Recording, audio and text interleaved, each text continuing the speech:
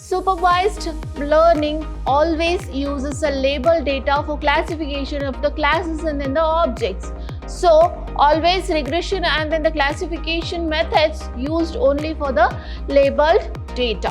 What is a linear regression line? Showing the relationship between the dependent and independent variable is called as a linear regression line. Summation of x of y into w of I.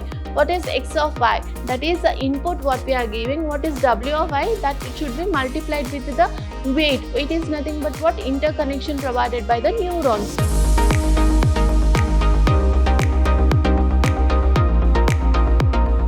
Hello everyone, welcome to the session on artificial intelligence and application for 6th semester B.Ca students. In this session, we are going to continue the discussion on Unit 4, that is learning. Myself, Indu J, Faculty of Computer Science Department, Vidhyaashram First Grade College, the Temple of Excellence, MYSURU. In last sessions, we have discussed what is learning, what is machine learning, what is the different types of learning we have, and so on. Today, we continue the same discussion with the regression and a classification. Regression and the classifications are the method used for supervised learning, right? As we have already discussed on that. Let us see what is regression and what is classification in detail. Regression and classification algorithms are used for supervised machine learning algorithms. Both algorithms are used for prediction in machine learning and work with the labeled data. Why labeled data? Because supervised learning always uses a labeled data for classification of the classes and then the objects. So, always regression and then the classification methods used only for the labeled data. But the difference between both is how they use different in the machine learning problem. Depending on the problem what you are solving for, either we can go for the classification or we can go for the regression. Classification clearly classifies with the output yes or no. There is a distinct output. Either it may be yes or no. When it comes to the regression, we have a continuous output in the regression. Regression algorithms are used to predict the continuous values such as the price, salary and age, which will be varied according to the environment. So, such type of the output when we require, we use a regression method. When we have a classification method, algorithm is used to predict the classify the discrete value. What discrete value? Whether yes or no, such as male or female, true or false, spam or not spam. Whenever we want such type of the output, we use a classification method. When we have a changing output, changing variable as an output, you have to use a regression method. So let us see what is classification. Classification is a process of finding the functions with help of dividing the data set into the classes based on what? Based on the different parameters. Based on how we are dividing the data set into the classes based on different parameter. In the last session, we have discussed about the one example for segregating the features of the cats and dog. Cats and dog does not have the same features. Definitely it will have similar feature but not the same features. So depending on the parameters what we are giving, we are going to classify the data set. The classification, a computer program is trained and the training data set based on the training, it recognizes the data into the different classes, whether it is a class belongs to the class dog or it belongs to the class cat. It can identify depending on what? Depending on the training data set what we have provided in the supervised learning. The task of classification algorithm is to find a mapping function. Which is a mapping function? We are giving one input, say x is a function that is called as mapping function to the discrete output, say that is a y. If you are giving the input x, there should be a desired output y. You should know what the output should be. If I am giving the picture of the cat to the machine definitely has to give the output as the cat. It cannot be in the ambiguity, it cannot be in the dilemma. Machine cannot say that whether it is a cat or the tiger. We cannot understand, machine cannot say that. right? So that is for desired input. Whatever the input we are giving, we have to get the desired output. Example, understanding the classification problem in the email spam detection. Whichever the keyword we have used it as in a spam, all those will go to the folder spam. That is in a best example or the real life example what you can give for the classification. When it comes to the type of algorithms what we are using in the classification method or the technique is the logistic regression, K nearest neighbor, we call it as KNN. These are all the different type of algorithms what we have for the classification, classifying the given data set into different classes.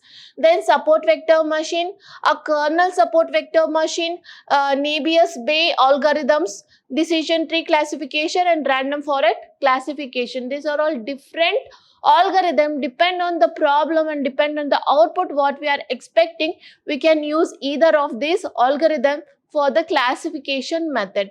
When it comes to the regression, what is a regression? Is a process of finding the correlation between the dependent and the independent variable. What is my dependent variable? X is my dependent variable. What is my independent variable?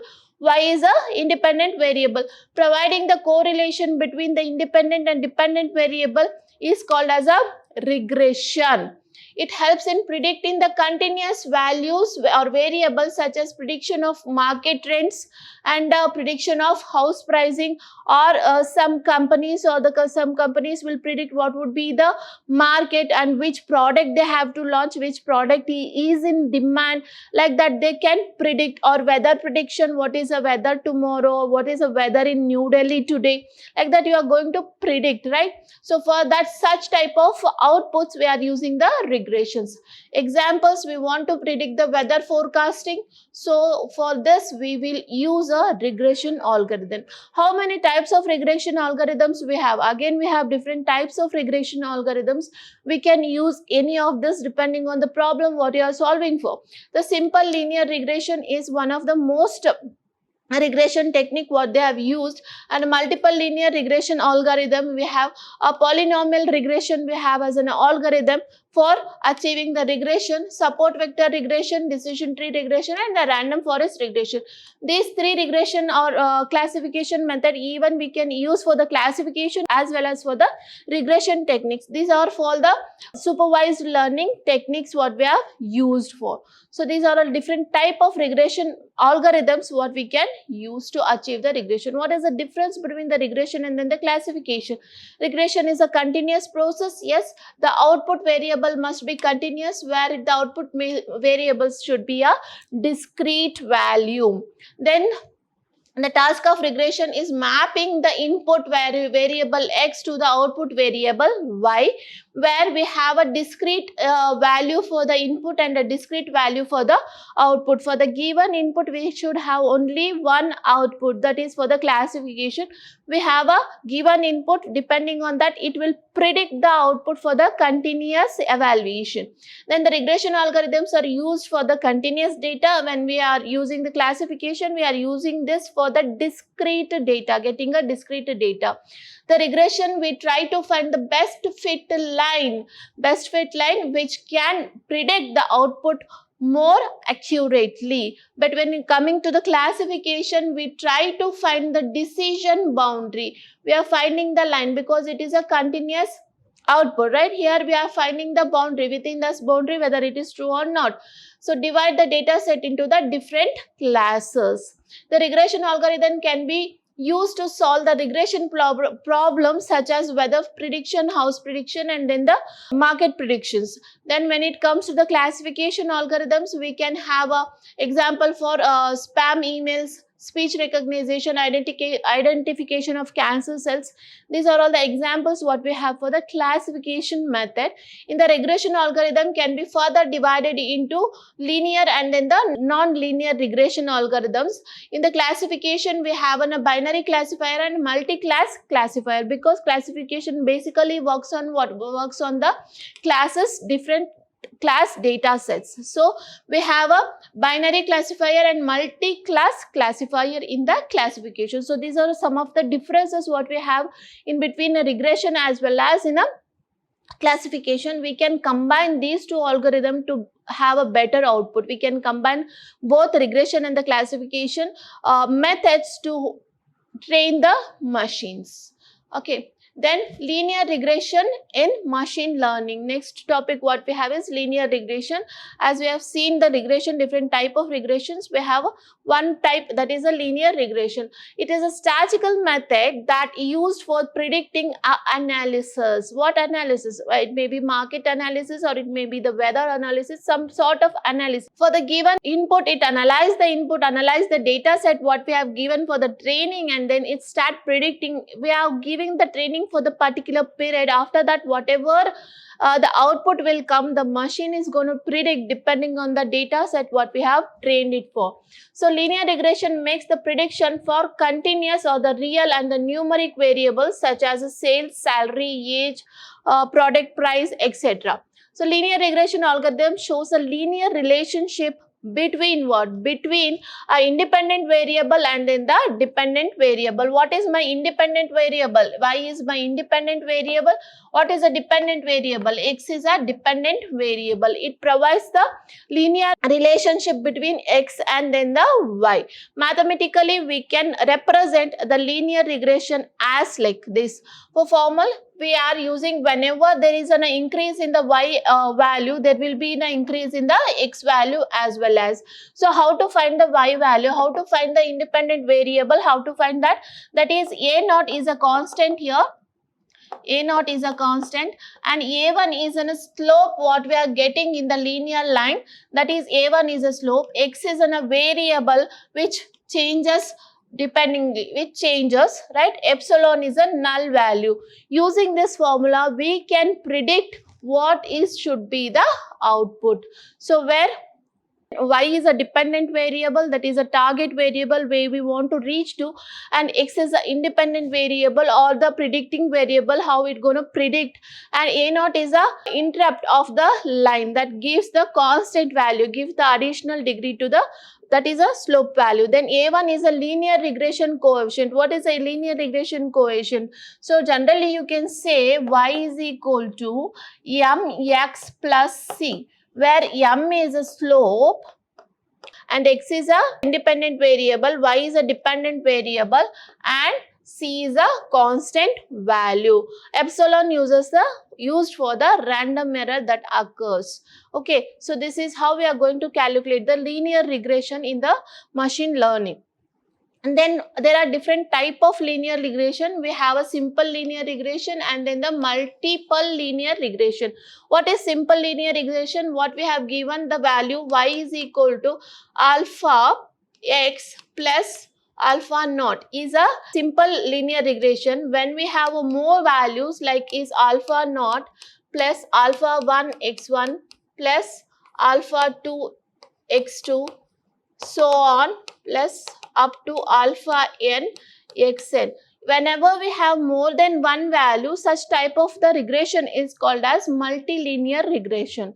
So coming into the definition of the linear regression, what we have, if the single independent variable is used to predict the value, we are using the single independent variable to predict the y values. In such linear regression algorithm is called as simple linear regression. When coming to the multilinear regression, multiple, if more than one independent variables are used to predict the value. How many variables we are using? X1, X2 up to Xn, n number of variables we are using to predict the value of y. Such type of regression is called as multiple linear regression. These are all the different type of regressions what we can use. Linear regression line. What is linear regression line? Whenever we have done this is a linear regression line which provides the slope, right? So a linear regression line, what is a linear regression line? Showing the relationship between the dependent and independent variable is called as a linear regression line. A linear regression can be shown in two relationships. One is a positive relationship and then the negative relationship. Whenever we are having the axis x and y, x moves towards the right is a positive, y moves towards the up is a positive. So what is positive linear regression? Whenever there is a, if the dependent value increases on y-axis and the independent value increases on x-axis, dependent value increases on x-axis and y-axis. This is called as positive linear regression. Whenever it comes to the negative linear relationship, if the dependent variable decreases on the x value, dependent on variable decreases on the y value and the independent variable increases on the x value. Y value here it will be negative, here it will be positive, x value it is negative, x value it is positive. When it is going to the decrease, the dependent variable and increase in the independent variable, this is called as negative linear regression. This is positive linear regression. So these are the different lines, two types of line what we have in a regression line. Positive linear regression and then the negative linear regression. What is positive linear regression? Both x and dependent variable and the independent variables are increasing towards a positive, that is called as positive. When the dependent variable is decreasing and the independent variable is increasing, that is a negative regression line. Next what we have is assumptions of the regression. Linear regression, assumption of the linear regression. What is assumption we have to assume when we are working on with the linear regression? So first one is linear relationship between the features and then the target. We have to assume there is a linear relationship between the dependent and independent variable. That is what the input we are giving as a feature and what the output we are expecting as a target. There should be a relationship between both of them. A small or non-multi-collinear between the features. It should be a multi-collinear. It should be line on the same line. All the features what we are working should be in the same linear. Different linear regression can be combined. The homodescendancy assumptions, it should be have a homodescendancy, means same variables we should have. Then the normal distribution of the error term, error should be distributed normally. It should not be an abnormal error. When we are working with the linear regression, we assume that there is an error which is which has distributed normally, and no auto corrections. We don't have any auto correction in the linear regression model. So these are some of the assumptions what we have to assume when we are working with the linear regression model. Next topic what we have in your syllabus is artificial neural network. What is artificial neural networks? You know what is neural network, how our brain is connected to all parts of our body. That is called as neural network. When we are providing the same sort of connections in the machine, it is called as artificial neural networks. We are trying to put the same brain neural network into the machine. That is called as artificial neural networks. Artificial neural network is usually computational network based on the biological neural network of the humans, right, or any other animals that construct the structures of human brain. It is similar to the structure of human brain. We are trying to connect with all the sensors, all the input data, whatever the data is there, and act according to that. So that is how the artificial neural networks can be defined. Artificial neural network also have a neurons. What? Our brain cells will have a neurons, right? Without neurons, you cannot act anything. So here also we are providing some neurons to the artificial neural networks, are interconnected to one and another in the various layers to form the network. So when we can say it's a network, when there is a connection for all the body parts. So one body part we are not connected with the brain, it cannot work, right? Similarly, in the artificial neural network, all the sensors, the devices, everything has to be connected into the network to perform it very well. So that is known as artificial neural network. These neurons are known as nodes. What are the neurons we are developing in the artificial neural networks is known as nodes. So this is a example or the representation how the biological neural network we are converting it into the artificial neural network. Here you can say, oh, here we have a dentures is nothing but the input. These cells are taking the inputs from all our body parts. So similarly we are giving one input to the particular nodes, that is nodes x1, x2 and x3. These will take the input from the different sensors. So what the dangers here in the in the biological neural networks, that will be the input in the artificial neural networks. Then cell nucleus. Where is a cell nucleus? This is the central part, cell nucleus. In the cell nucleus it will be the nodes. These are all what? These are all what? Cell nucleus of the artificial neural network. And the snappers. Snappers are what? These are all the weights what we have given. Weights of this thing is called as snappers. And axons. Axons are what? Axons are nothing but your output, what you are going to get. These are the neurons or the nodes what we are supposed to work on with the help of weights. So this is what how the biological neural network is represented in the artificial neural network form. Next what we have is architecture of artificial neural network. How artificial neural network has been developed. In order to define the neural network, it consists of a large number of the artificial neuron. What it will be having? It will be having large number of the neurons which are termed units against the sequence of layer. We have a different layers. Let us look at the various layers what we have in the artificial neural network. Definitely we should have one input layer, one output layer and one hidden layer. What this hidden layer will do? Hidden layer will multiply the whatever the input we get with the weights what we have. So that is what the input layer job. There the computation will be done, what to be done and what not to be done, how to act and how not to act. Everything is taken care by this hidden layer. What this input layer will be having? Input layer will gives the, as name itself says, it accepts the input from the several different formats provided by the programmer. It will accept the input. Input layer will accept the input. Hidden layer presents in between the input layer and then the output layer.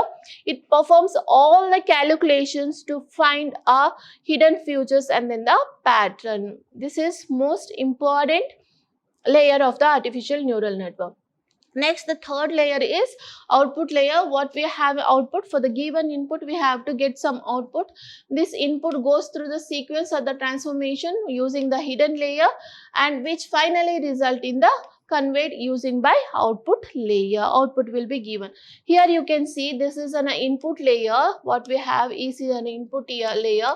This is a hidden layer. This is also hidden layer. This is the output layer. Okay.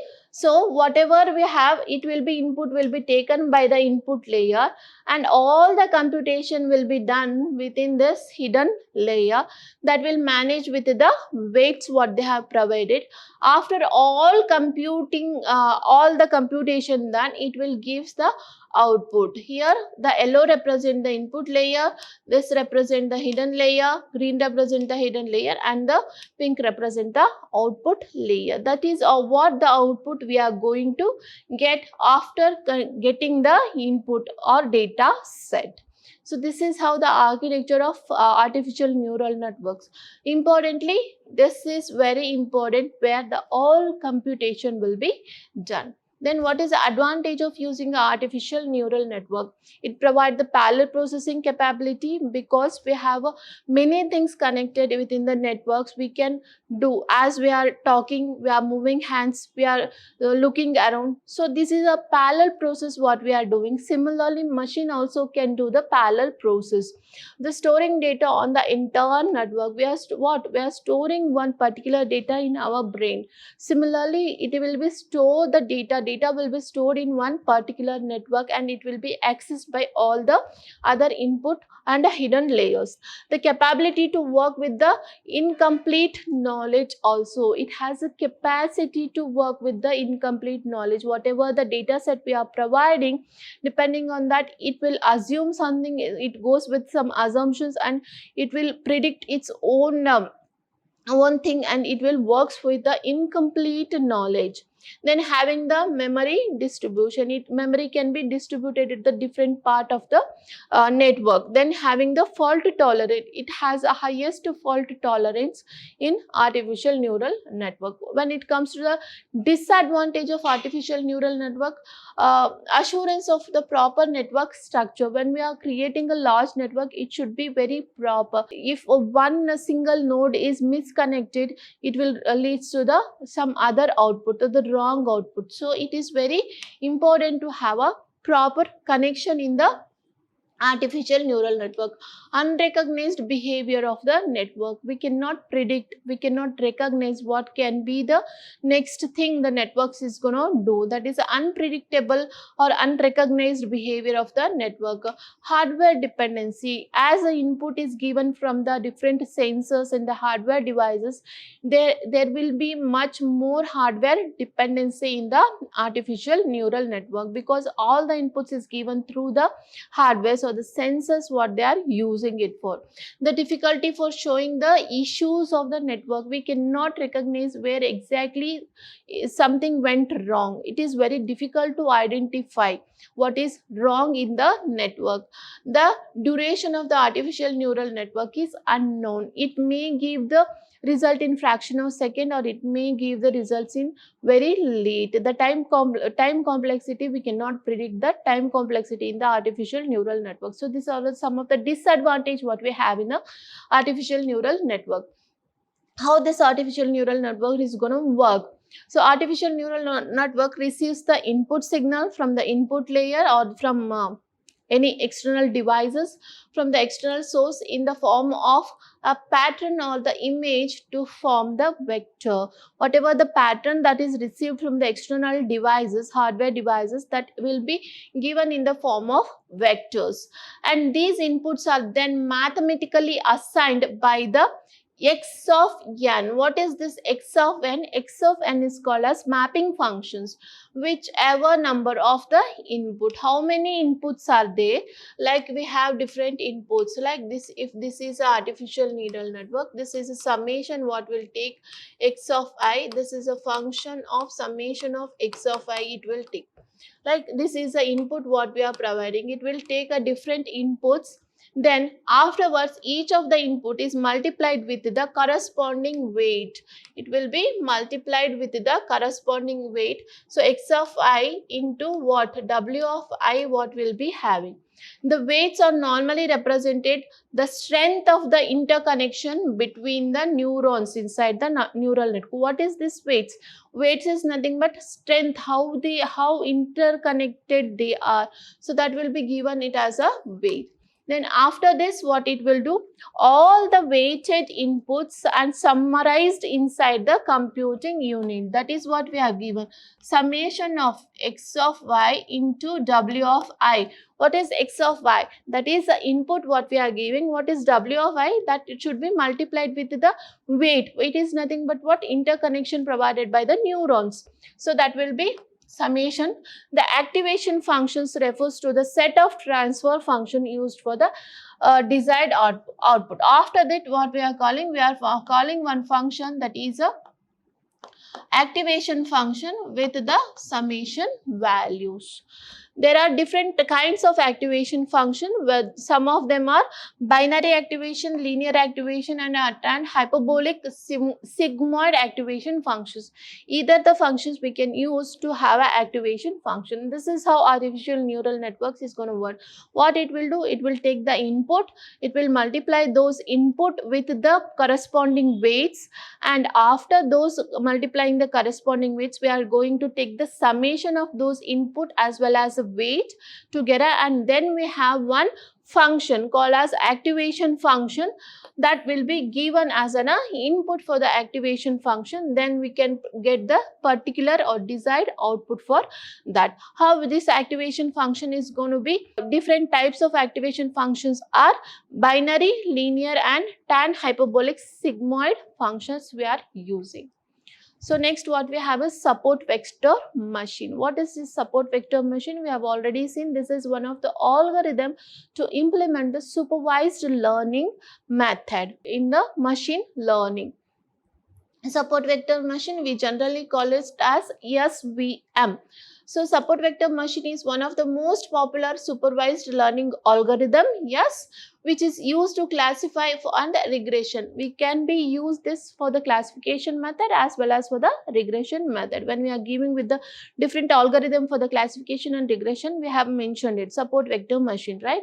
So however, the primarily it is used to for the classification. Basically support vector machine is used for the classification method. The goal of the SVM algorithm is to create the decision boundary. What is the goal? To create the decision boundary. Once after this, yes, after this, no. So that is a decision boundary that is used to create by using the SVM, that is support vector machine, which this decision boundary will segregate the n-dimensional space into classes so that we can easily put the new point in the correct category in the futures.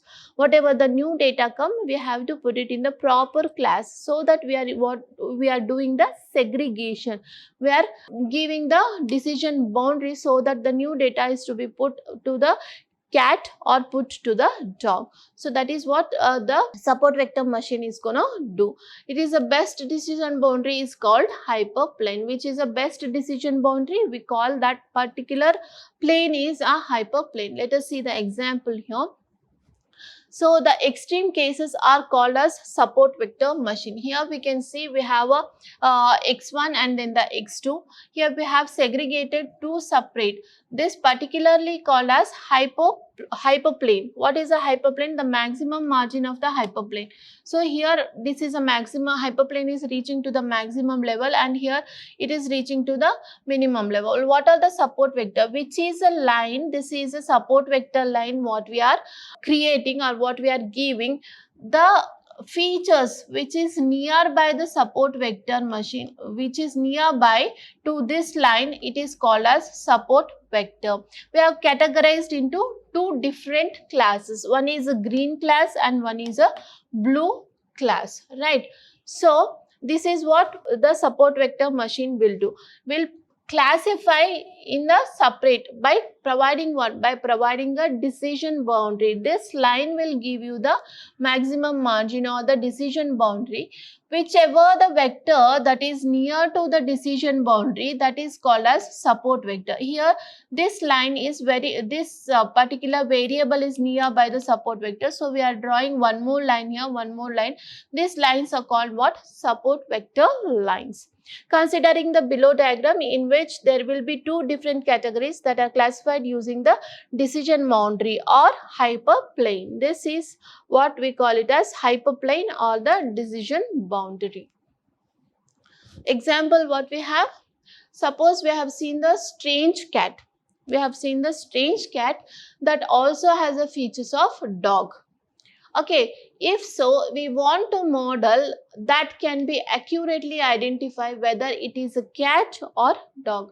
So, such models can be created by using the support vector machine algorithm. So, this is a past labeled data, which is what is the features of the dog and what is the features of the cat, that will be given as a training data set. Machine is trained for that particular features of the cat and dog. Now new data is coming in. New data is coming in. What is a new data? New data is a strange cat which has some of the properties of dog also. So it will predict. It will compare all the features of cat and dog. Whichever the more features matches with, that will be given as an output here. Whichever the features matches with the features of the cat. So this new data features matches most of the features of the new data will be matching with the cat data set. So it gonna recognize it is a cat, not the dog. So hyperplane and the support vector. What is hyperplane and what is support vector? Hyperplane, there are multiple lines decision boundary to segregate the classes in the n-dimensional space. As we have seen in the previous diagram, we have a n number of lines to segregate n-dimensional space. Within a n-dimensional space is nothing but in your real world life. You not in one dimension or two dimension. Okay, we need to find out the best decision boundary that helps the classify the data points. Data points, that is green and blue, whatever the points we have, those are the data points. That decision boundary will help, hyperplane will help to segregate those points. The best boundary is known as a hyperplane of SVM. The whichever clearly segregate both the data sets, those type of the line is called as hyperplane. What is support vector? The data points or the vector that are closest to the hyperplane, which is very closest to the decision line or the hyperplane.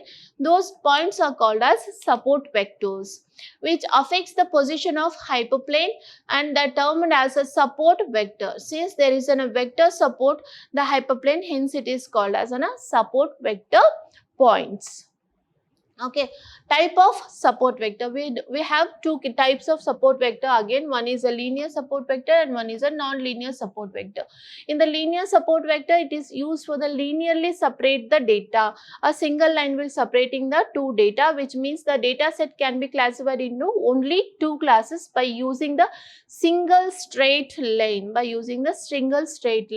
Then such data is termed as linear data. Here we have a different, we are using one single straight line. Such type of the data is called as linear support vector machine. In the non-linear support vector machine, we use a non-linearly separate. We cannot separate by using a single line. Such type of the data we call it as non-linear support vector machine, which means the data cannot be classified by using the single straight line. We cannot classify by using the single straight line. Then such type of data is termed as non-linear data, and the classifier used is called as non-linear support vector machine classifier. Hope you understand. We have some different values here. We are separating these two by the single line. This is called as linear. In the non-linear, what we have triangle, circle, triangle, circle, triangle. We cannot separate these by adding only one line. If I add line here, one triangle will be there. If we add a line here, so only O will be there. Here we will be having circle and then the triangle, like that. We cannot segregate the data only by using a single line. Such type of the data is called as a non-linear data, and the classifier what we used here is called as non-linear support vector machine. So that is what the example for the linear SVM. We are categorizing, we are separating these two data set, which is there in the blue and which is there in the green, by the single line. This is a linear support vector machine. Suppose we have a data set that has a two tags, green and blue, and the data set has a two features, x and x2. We want the classifier that classifies the pair of x1 comma x2 for the coordinating either the green or the blue. What is this? X1 and then the x2. We are separating these two lines, and this is called as what? This is called as hyperplane or the decision line. Hyperplane or the decision line we call it as.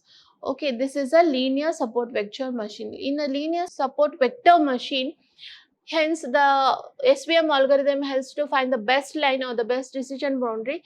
The best region is called as hyperplane. Whatever the region we get here, it is called as a hyperplane. SVM algorithm find the closest point to the line from the both the classes. Which is the closest point? This is a closest point. All will come in this particular line. So that is called as maximum margin. These points are called as support vector. That already we have done with that. The distance between the vector and then the hyperplane is called as a margin. What is this? Distance between the hyperplane and then the vector. What we'll get? This is called as a margin. Okay. And the hyperplane with the maximum margin is called as an optimal hyperplane. This is hyperplane with the maximum margin is called as optimal hyperplane. Then coming into the non-linear support vector machine, as we are seeing this example, we cannot segregate by the single line, because wherever you put the line, some triangles and some circles will be there. So we cannot segregate it.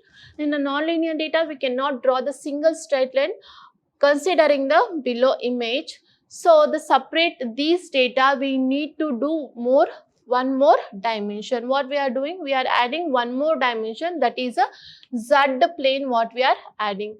For the non-linear data, we will add the third dimension, that is a Z.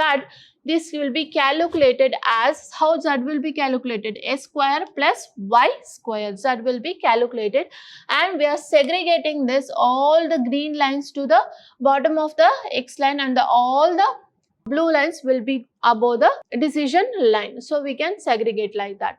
So here we can see. So now SVM will divide the data set into the classes into the following way, considering the below image.